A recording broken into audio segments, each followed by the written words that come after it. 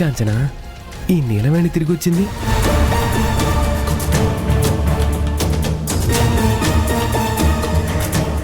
ఎంత ధైర్యం ఉంటే మళ్ళీ నా ఇంటి గడప తొక్కుతావే?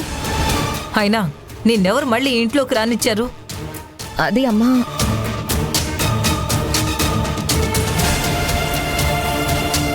ఆడుతూ పాడుతూ ఎప్పుడు సంతోషంగా తిరుగుతూ ఉంటే నా కొడుకు ఈరోజు ఇలా మంచాన పడ్డానికి కారణం నువ్వే కదా? అయినా నీకెంత ధైర్యం ఉంటే మళ్ళీ నా ఇంటికి వస్తావే? పోవే, మర్యాదగా ఇక్కడి నుంచి పోవే. కాదంబరి, అనుకున్నాను మీ నాన్న రైట్ టైంకి రైట్ డైలాగ్తో ఎంట్రీ ఇస్తాడని. నాన్న మరీ ఓవర్ చేస్తున్నాడక్క. అసలు మీ సమస్య ఏంటండి? ఇంట్లో ఏదైనా సమస్య వచ్చిన ప్రతిసారి మీరు దాన్ని వెనకేసుకుని రావడం వల్లే నా కొడుకు చావు అంచుల దాకా వెళ్ళి తిరిగి వచ్చాడు. దీనంతటికీ కారణం ఎవరు? తనే కదా.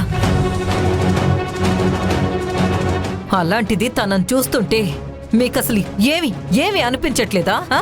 నీలవేణి తారక్తో తాగుడు మానిపించడానికి ఆ నాటు మందుని ఇచ్చిందని ఇప్పటికే 1,00,000 సార్లు చెప్పాను. కావాలంటే ఇంకో 1,00,000 సార్లు చెప్పడానికైనా నేను సిద్ధంగా ఉన్నాను.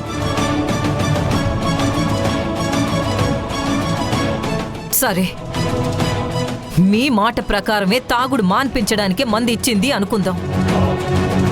కానీ హాస్పిటల్లో డాక్టర్ ఏం చెప్పాడో మర్చిపోయారా? తారక్ తాగిన మందులో విషం కలిసిందని మీ ముందే చెప్పాడు కదా.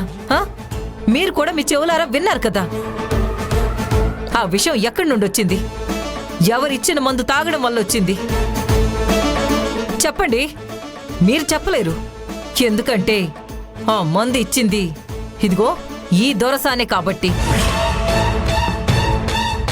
అది నీ క్వశ్చన్ కి ఆన్సర్ తెలిసినా నాన్న ఆన్సర్ చెప్పరమ్మా.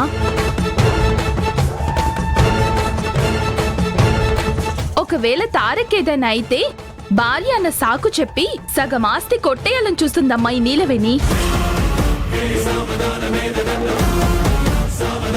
నువ్వేం మాట్లాడుతున్నావు? నీకైనా అర్థం అవుతుందా?